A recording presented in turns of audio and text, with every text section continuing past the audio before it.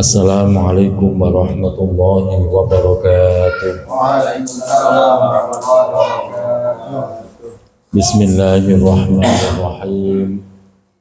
Alhamdulillahi rabbil alamin. Wassalatu wassalamu ala asyrafil anbiya'i wa imamil mursalin Sayyidina wa habibina wa maulana Muhammadin wa ala alihi wa sahbihi ajma'in. Rabbana aftah bainana wa baina qawmina bil haqqi wa anta khairul fatihin.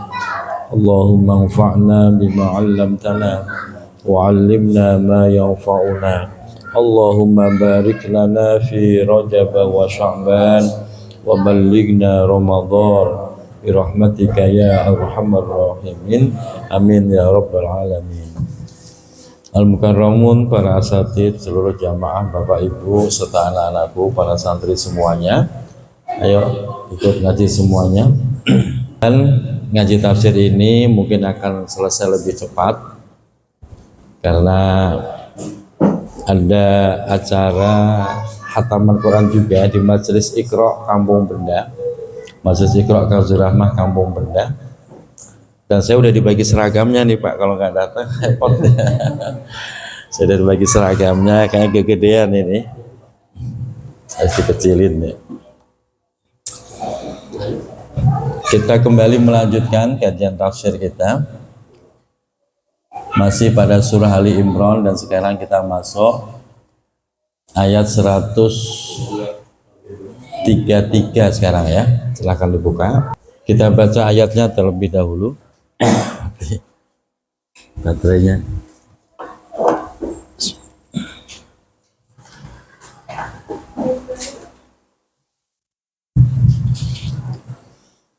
Surah Ali Imran ayat 133. A'udzu billahi minasy syaithanir rajim. A'udzu billahi minasy syaithanir rajim. Bismillahirrahmanirrahim. Bismillahirrahmanirrahim. Wasari'u ila maghfiratin min rabbikum wa jannatin 'arduha Wasari'u ila maghfiratin min rabbikum wa jannatin 'arduha as-samawati wal ardu u'iddat lil muttaqin. عرضها السماوات والأرض أعدت للمتقين الذين ينفقون في السراء والضراء والكاظمين الذين ينفقون في السراء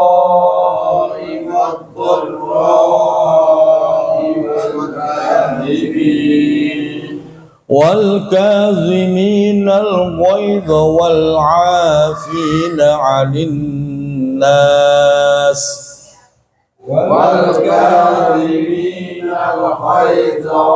والعافين عن الناس والله يحب المحسنين. والله يحب المحسنين. والذين إذا فعلوا فاحشة أو ظلموا أنفسهم ذكروا الله والذين إذا فعلوا فاحشة أو ظلموا أنفسهم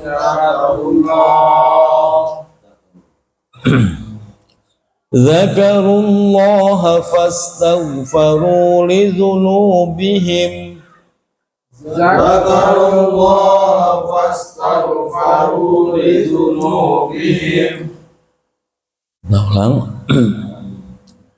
فاستغفروا لذنوبهم ومن يغفر الذنوب إلا الله فاستغفروا لذنوبهم ومن يغفر الذنوب إلا الله ولم يصروا على ما فعلوا وهم يعلمون ولم يصروا على ما فعلوا وهم يعلمون أولئك جزاؤهم مغفرة من ربهم وجنات تجري أولئك جزاؤهم مغفرة من ربهم وجنات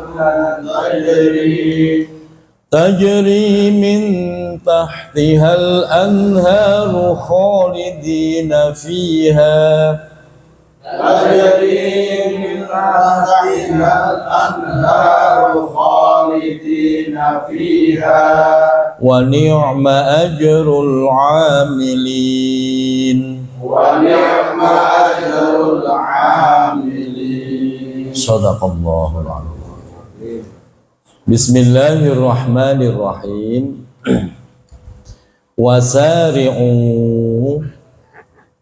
bersegeralah kalian dan bersegera. Di dalam qiraah biwawin ada yang pakai wawu, wasari'u. Wadunaha ada yang tanpa wawu, langsung sari'u. Ada dua qiraah. Qiraah kita itu mengikuti yang pakai wawu, wasari'u. Wasari'u, dan bersegeralah kalian. Bersegera kemana? Ila maghfiratin, menuju ampunan. Bersegera menuju ampunan mir rabbikum, dari Tuhan kalian, yaitu Allah Subhanahu. Setelah ampunan, wajannatin, dan menuju surganya Allah. Jadi yang terpenting surga apa maghfirah? Ampunan apa surga? Ini kalau kita belajar ilmu tafsir, Pak, ada faedah li tartib, faedah yang menunjukkan tertib, sebuah urut-urutan.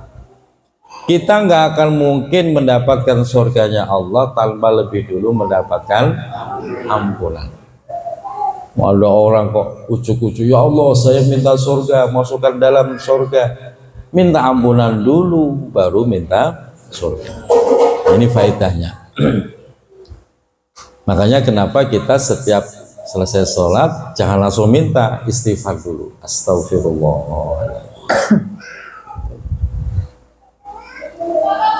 Arduha, luasnya surga, as-samawatu, itu seluas langit, wal ardu, dan seluas bumi.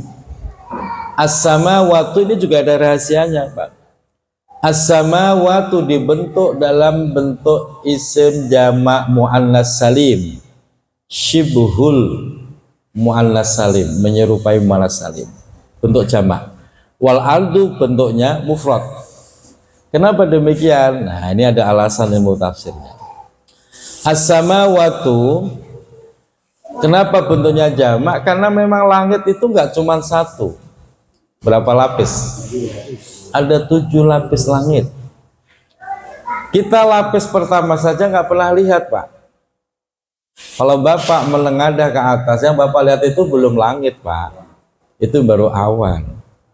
Saya baru tahu kalau itu awan itu ketika pengalaman naik pesawat terbang. Ternyata pesawat itu adanya di atas awan, nggak kelihatan. Bukan di bawah awan, bukan juga nabrak awan. Jadi ternyata itu awan yang kita lihat, di atasnya itu ada sebuah area di mana dia kosong, menjadi lalu lintas udara. Kalau nabrak awan seperti nabrak Kalau di sini polisi tidur gitu Pak, terasa banget pesawatnya itu kayak Mas Ajis rasakan kalau pesawat nabrak ya Mas Ajis. Udah pernah naik pesawat kan? Nah, kapan-kapan saya ajak ke sana. Cara aja daftar dulu. Gitu Pak. Lah bumi apa nggak berlapis? Berlapis Pak. Cuman walaupun bumi berlapis, yang bisa digunakan cuma lapisan paling luar, itu bumi Pak. Sehingga disebutnya dalam bentuk mufrad. Tapi kalau langit, itu setiap lapis ada kehidupan. Kalau bumi, kehidupannya cuma di lapis pertama. Ka'ardihima maksudnya adalah seperti luasnya langit dan bumi. Luasnya langit ditambah luasnya bumi, itu maksudnya Pak. Bapak bayangin dulu deh, surga itu luasnya seluas langit ditambah seluasnya bumi. Kita hidup di bumi aja nggak pernah lihat ujungnya. Di mana ujung bumi? Kalau ujung kampung pulau kita tahu kan, tapi kalau batas bumi di mana itu? Masya Allah. Makanya digambarkan Pak dalam keterangan yang lain, surga itu qi'an wasi'an, tanah lapang yang luas luar biasa. Dan surga sampai sekarang itu belum selesai Pak dibuatnya. Beda dengan neraka. Kalau neraka sudah selesai, udah rapih, segala macam bentuk sisaan udah selesai, Bapak mau pakai sekarang bisa. Tapi kalau surga, ini bedanya Pak. Surga itu seperti kaplingan yang luas. Kalau Bapak saat ini Ibu sedang beramal solih, maka di sana surga Bapak Ibu rame dibikinin rumah, dibikinin istana oleh Allah. Tapi kalau kita lagi males ibadah, ya proyek sana yang mandek Pak. Jadi bikin surganya adalah saat kita hidup di dunia. Makanya kenapa kok ada hadis-hadis yang mengatakan barang siapa yang datang Jumatan kasihkan dibuatkan satu istana di dalam surga. Barang siapa yang memuliakan orang tuanya dibuatkan satu istana dalam surga. Begitu seterusnya. Dan kalau kita pengen pesen kaplingan surga, pesennya dari sekarang. Kalau udah mati udah nggak bisa pesen Pak. Nah, makanya orang nanti beda-beda. Ada yang dapat kaplingan 500 meter, 1000 kilometer, 2000 kilometer. Nah kira-kira Bapak mau ngapling berapa nih? Nggak mau pesen? Ibu-ibunya mau pesen nggak? Pesen surga dari sekarang. Caranya gimana? Nah itu, tingkatkan amal ibadah kita terus. Nanti dapat surga yang luas. Dalam Al-Quran, wa minan nasi man ya'budullaha ala tarfin. Ada sebagian hamba yang nanti di surga dapatnya di pojokan. Dapatnya itu di pojokan, di pinggiran, nyempil sendirian. Siapa mereka? Yaitu mereka yang menyembah Allah itu kalau lagi kena musibah. Lagi dapat musibah, kelihatan rajin ke masjid. Kalau lagi enggak kelihatan batang hidungnya gitu. Tetap masuk surga, cuma di pojokan nyempil, dewek-dewek gitu loh Pak. Kalau kita kan bareng-bareng enak ngopi bareng gitu. Kira-kira begitulah gambarannya. Mau bareng-bareng apa sendirian di surga? Kali sendirian, gak enak sendirian mah. Makanya kalau ngajak surga itu bareng-bareng.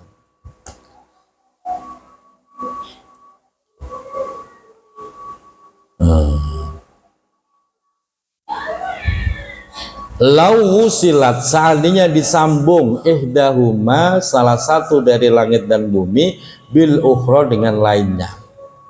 Oh itu kalau disambung berapa luas itu. Wal ardu, adapun mana ardu as-sa'atu, yaitu artinya luas. Mana ardu dengan ain, ardu itu artinya as-sa'atu, luas. Kalau ardu pakai hamzah, ardu itu bumi. Makanya membaca Quran itu harus pas makhrajnya, karena beda huruf beda makna. Yang mana itu surga? Ini udah diumumin Allah nih. Surga itu uiddat, disediakan lil muttaqina, bagi orang-orang yang takwa. Kalau kita merasa belum takwa, ya jangan salahkan Allah kalau nanti nggak ikut masuk ke surga. Udah diumumin jauh-jauh hari loh. Ini surga disediakan buat orang yang bertakwa. Loh, begitu mati kok protes, ya nggak bisa. Ya kita berjuang, semoga terus dalam ketaatan dan ketakwaan. Bagi orang-orang yang bertakwa, Allah kepada Allah. Bagaimana caranya? Bi'amalit ta'ati, dengan melakukan ketaatan, watarkil ma'asi, dan meninggalkan bentuk kemaksiatan. Gitu. Dan ini butuh kebersamaan, Pak. Bapak ibadah rame-rame sama ibadah sendiri, beratan mana? Sendiri lebih berat, Pak. Ini kok Bapak di rumah nih baca tafsir nih, walaupun terjemahan nggak bakalan, Pak. Bareng-bareng begini enak. Makanya jangan pernah meninggalkan sebuah komunitas kebaikan. Harus punya komunitas. Karena orang masuk surga itu rombongan, enggak sendiri-sendiri. Wasiqal ladzina taqaw rabbahum ilal jannati zumaro. Rombongan. Pastikan Bapak dapat rombongan. Rombongan apa nih? Terserah, rombongan ngaji tafsir, rombongan tasmian Al-Qur'an, rombongan tahajud, rombongan apa. Pastikan nama kita terdaftar di situ. Nah, kalau kita sendirian, dicek rombongan tafsir, nggak ada namanya. Rombongan tasmian, nggak ada juga namanya. Rombongan Masjid Al-Barakah, ya nggak ada. Begitu dicek rombongan dangdut, nah muncul namanya. Naudzubillah. Maka pastikan kita jangan meninggalkan komunitas kebaikan. Kalau perlu perbanyak. Di mana ada kebaikan, nama Bapak masuk di situ. Sehingga dalam kajian tasawuf, mukmin yang cerdas itu adalah mukmin yang selalu memperbanyak jejak kebaikannya. Jangan di kampung pulau tok. Kampung pulau siap, di Rawadenok ayo, di Ratu Jaya ayo, Bulak Timur ayo. Pokoknya ada kebaikan ikut. Memperbanyak jejak kebaikan. Semakin banyak jejak kebaikan kita, semakin besar peluang masuk surga. Jangan sebaliknya, memperbanyak jejak keburukan, ya udah bahaya itu.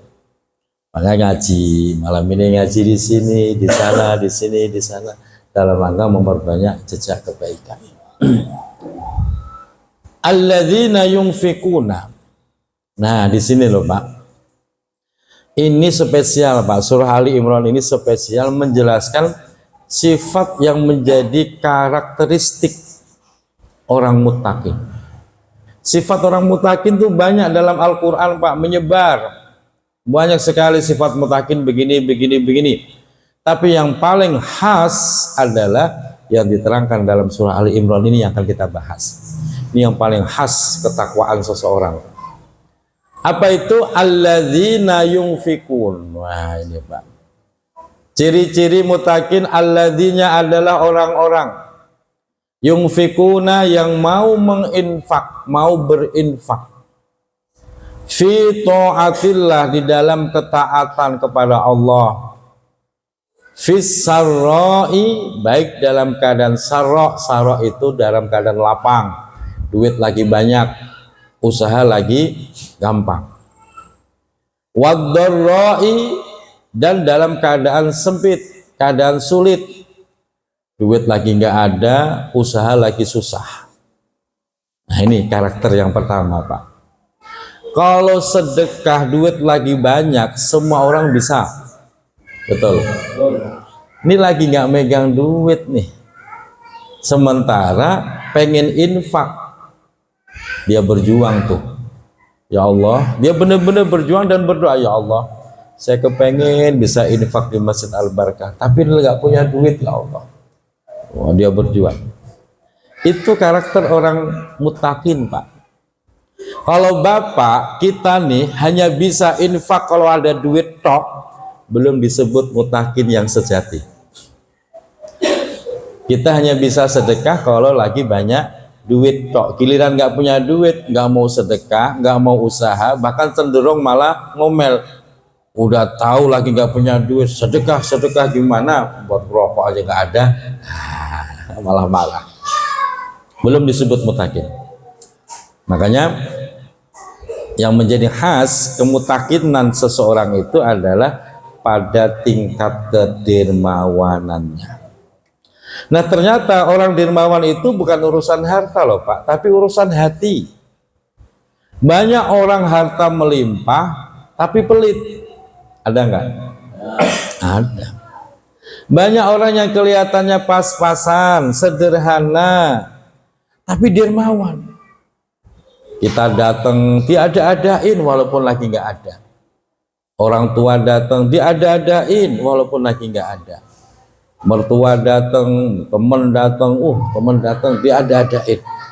Karena dermawan itu urusan hati, bukan urusan harta. Saya sering mendapati seperti itu Pak. Tahun berapa itu? Saya dijemput dari rumah jam 6. Saya bilang, loh Pak, gasik banget jam 6 udah nyampe sini. Iya Pak Ustadz, biar nggak macet. Ke Tangerang sana Pak, Cikokol ya. Kan jauh itu Pak. Perjalanan paling nggak hampir 2 jam, setengah 2 jam. Saya bilang, saya belum sarapan nih Pak. Udah gampang Pak Ustadz sarapan mah. Udah kita berangkat. Sampai sana setengah jam 8-an. Saya tungguin jam 9. Bener-bener ya ini sarapan gampang. Gak ada sarapan. Waduh, kata dia sarapan gampang. Bener gampang, emang gak ada. Digampangin kita. Masya Allah. Saya tungguin jam 9. Akhirnya saya nggak tahan Pak. Saya bilang, ini di keluarga nggak ada tradisi kalau pagi-pagi nyarap gitu Pak. Nggak ada Pak Ustadz, kita paling cemal-cemil gitu. Minum, makan permen, begitu katanya. Astagfirullah, dalam hati kapok. Saya nggak mau dijemput lagi. Ada orang model begitu Pak. Nggak peka. Walaupun hartanya banyak. Jadi pelit itu bukan urusan harta, tapi urusan hati. Nah orang mutakin, hatinya dia punya hati dermawan. Orang mutakin itu bahasanya karim, dia murah hati. Itu ciri-ciri khas orang yang bertakwa. Orang kok murah hati Pak, dari bahasa tubuhnya lo kelihatan. Orang tuh kalau murah hati, dari bahasa wajahnya kelihatan. Apalagi dari hartanya kelihatan banget. Itu orang yang murah hati, orang yang murah dalam arti dermawan, itu ciri khas orang yang bertakwa. Jangan sampai begini, sedekah duit enggak, sedekah senyum juga enggak, jangan. Udah nggak punya duit, manyun, tambah jeleknya Pak. Betul. Harusnya kalau nggak punya duit, senyumnya dilebarin biar tetap ganteng gitu. Itu yang pertama. Maka al yusri fisarra'i ayal usri. Yusri itu dalam kondisi yang mudah, wal usri kondisi yang sulit. Ini penjelasan tafsirnya. Yang berikutnya wal kaziminal ghaidho. Nah ini Pak, ciri khas orang bertakwa itu wal kazimin, mampu menahan al-ghaidho, kemarahan. Setiap orang normal pasti punya dorongan marah. Betul? Harus Pak. Justru Bapak kalau nggak pernah marah ya malah dianggap nggak normal. Marah cuman bagi orang mutakin wal kafin al kafina an imdoihi ma'al qudrah. Al kafin, kafin itu menahan, al imdoihi dari melampiaskan amarahnya, ma'al qudrati padahal dia punya kemampuan. Anak bandel, orang tua boleh nggak jewer? Marah boleh nggak? Tapi dia lebih memilih untuk tidak marah. Nah itu namanya muttaqin yang khas itu Pak. Kalau anak bandel orang tua marah, nggak usah ngaji Pak. Bisa semua orang. Betul. Marah perlu ngaji nggak? Nggak usah. Nah kita kan udah ngaji nih ceritanya. Kok masih suka marah mulu? Nah berarti ilmu yang kita serap belum membentuk pribadi kita menjadi muttaqin. Marah mah boleh. Saya tersinggung ya sering. Pengen marah ya sering. Cuman saya lebih memilih untuk menyembunyikan.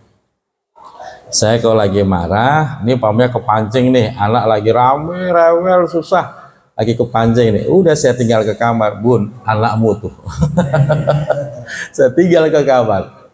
Saya rebahan tiduran menenangkan diri. Ntar gantian, giliran bundanya udah gak ketahan, ya tuh anak. Jadi bundanya yang menenangkan diri, saya yang atasnya anak.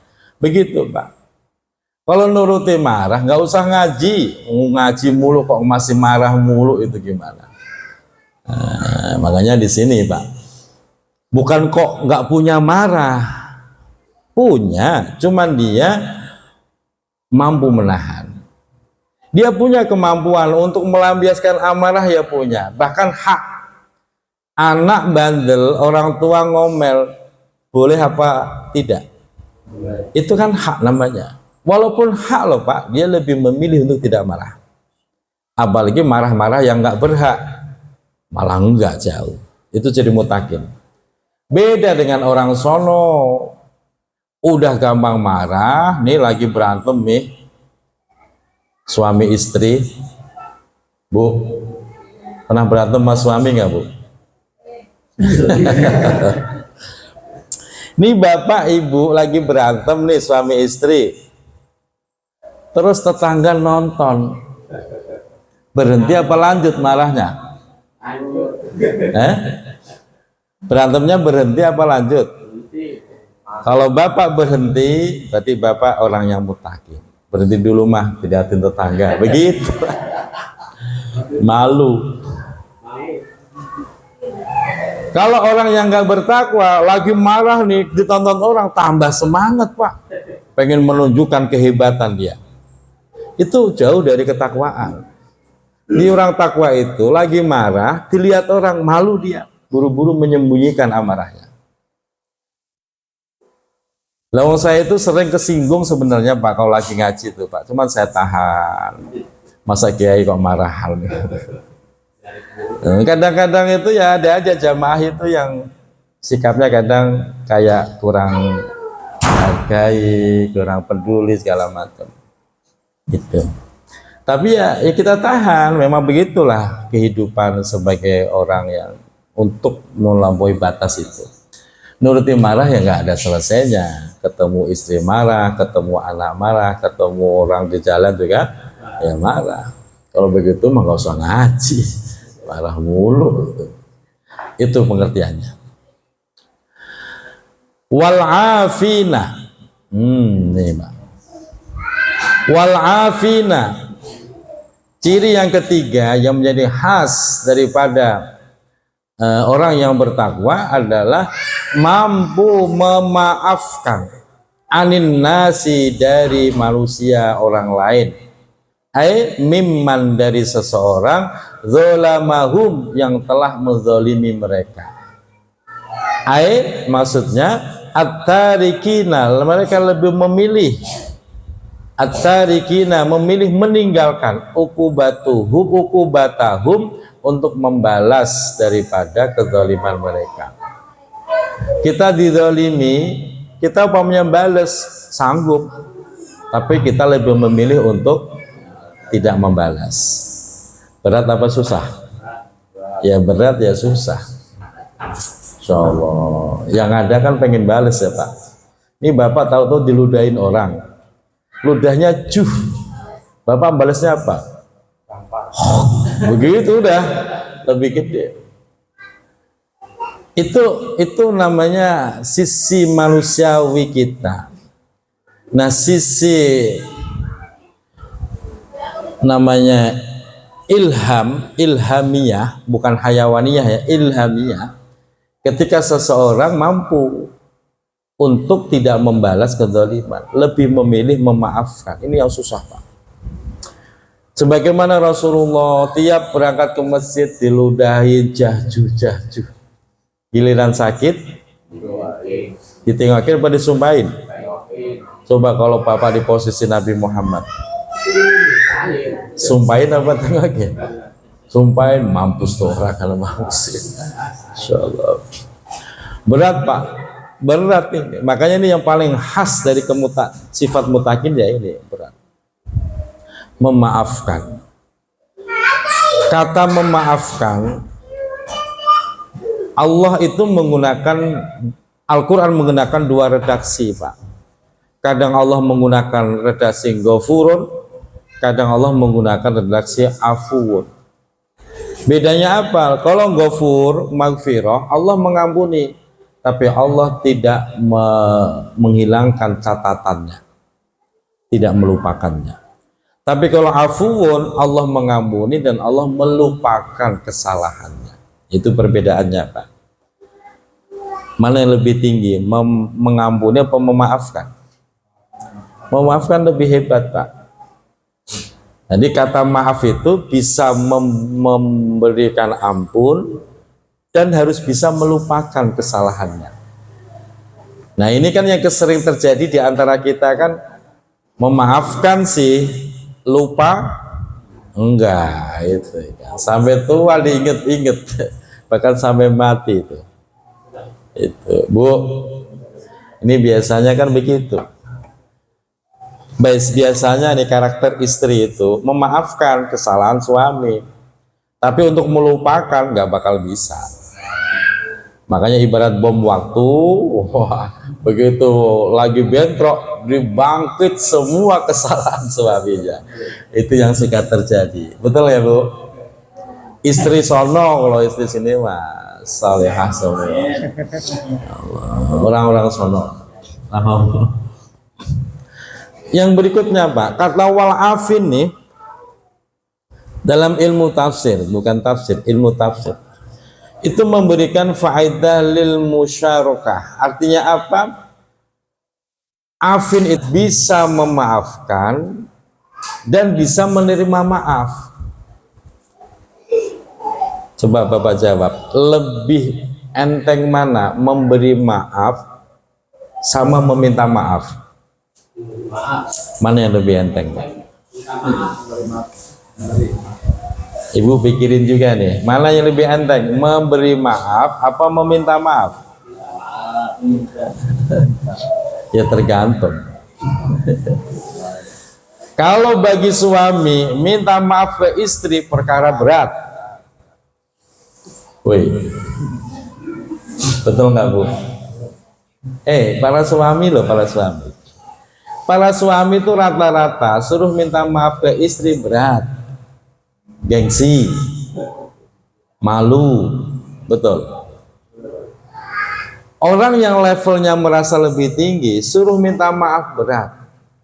Suami ke istri berat, orang tua ke anak berat untuk minta maaf. Pimpinan minta maaf ke anak buah berat. Itu bedanya.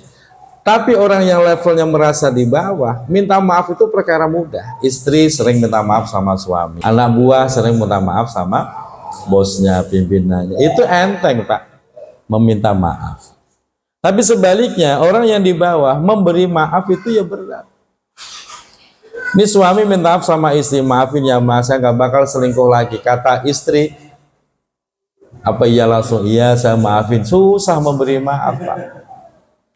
Susah itu. Nah makanya tergantung kondisi. Nah, makanya disinilah makna wal'afin, harus bisa meminta maaf dan juga bisa memberi maaf. Kalau cuma minta doang, memberi enggak, ya sama juga bohong. Maka kata saling memaafkan, nah itu harus bisa memberi dan meminta. Ini yang susah. Dan yang luar biasa, Pak, kata afin itu harusnya ditujukan kepada orang yang bermasalah dengan kita. Harusnya begitu. Bukan kepada orang yang nggak ada masalah. Kesalahan kita di situ loh Pak. Ini besok nih lebaran. Rumah yang Bapak kunjungi itu orang yang bermasalah apa orang yang nggak punya masalah? Hah? Nggak ada masalah kan? Ngapain Bapak kunjungin? Giliran rumah yang bermasalah malah dilewatin. Mana makna dari maaf? Salah itu udah. Salah apa benar itu? Jadi memaknai saling memaafkan, tapi prakteknya salah. Giliran rumah itu bermasalah malah dilewati. Yang selama ini nggak ada masalah, akrab kemana-mana bareng, datengin, maafin, apa yang dimaafkan? Kan itu sebuah kesalahan yang sering terjadi. Lagi keliling salaman, giliran lagi sama orang yang bermasalah, wah belok tangannya Pak. Dan itu terjadi gitu loh Pak. Nah ini makna ketiga dari afid. Jadi ditujukan kepada orang yang bermasalah dengan kita. Kalau memaafkan kepada orang yang nggak ada masalah, enteng Pak, nggak usah ngaji itu mah. Bapak datang silaturahim kepada orang yang nggak ada masalah.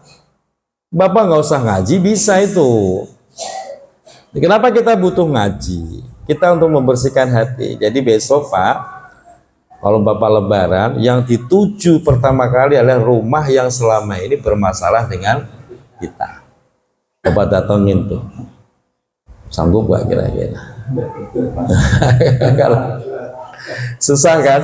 Nah inilah kenapa menjadi ciri khas orang muttaqin. Iya. Malah dilewatin. Jalan mau papasan aja dia masuk gang. Kenapa belok gang? Mana si Anu? Jadi kalau dibilang kita udah muttaqin, jauh belum. Ini baru memaknai kata maaf. Itu udah luar biasa Pak. Wallahu yuhibbul muhsinin. Wallahu adapun Allah yuhibbu sangat cinta al muhsinina kepada orang-orang yang suka berbuat baik, bukan kepada orang baik. Jangan salah arti nih. Muhsinin itu orang yang suka berbuat baik, bukan orang baik. Emang beda Pak. Kalau orang baik itu belum tentu melakukan kebaikan, karena dia sifatnya individualis. Dia rajin sholat, rajin puasa, rajin baca Al-Quran, itu orang baik. Tapi orang yang muhsinin melakukan kebaikan, di samping dia sholat, puasa, baca Quran, dia nengokin saudaranya yang sakit, dia bantuin tetangga kena musibah, dia ikut kerja bakti, nah, itu namanya muhsinin. Dia berkarya, menciptakan kebaikan, ya itu muhsinin. Maka Allah mencintai muhsinin, orang yang melakukan kebaikan, bukan orang baik. Malam ini Bapak tidur di rumah sama istri sama anak, baik gak? Baik. Tapi Bapak lebih memilih malam ini Bapak gerimis-gerimis datang ngaji, ngajak keluarga, ngajak teman, itu namanya muhsinin. Bapak melakukan kebaikan tidak hanya untuk diri sendiri, tapi juga untuk orang. Nah itu muhsin.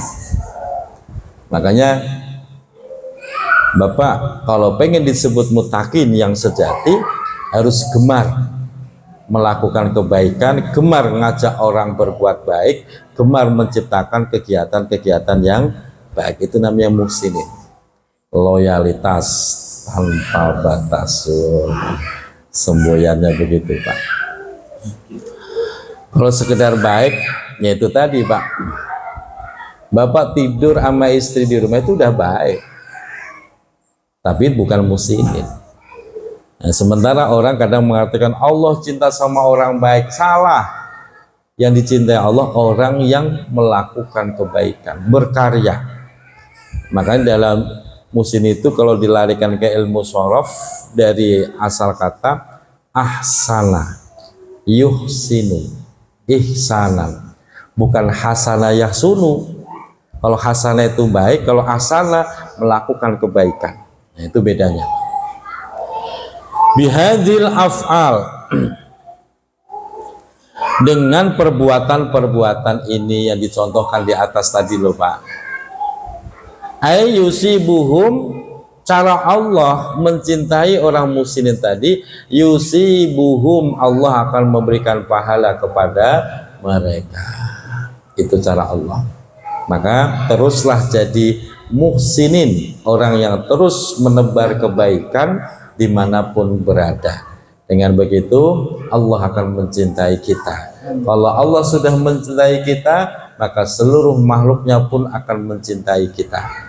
Kalau seluruh makhluk sudah mencintai kita, dimanapun kita berada, Allah kasih selamat, Allah kasih beruntung dunia dan akhiratnya. Amin ya robbal. Ini mohon maaf Bapak Ibu ya, ngajinya segini dulu ya. Ditungguin di sana. Ada acara. Masalahnya saya sudah menerima seragamnya ini. Kalau telat, ya.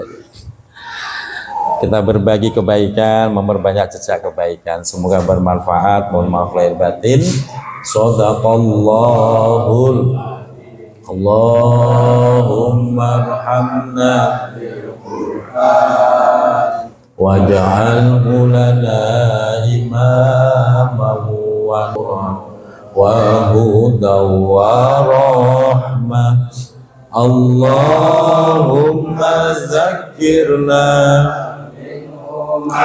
nasina wa 'allimna minhu ma warzuqna wa tahum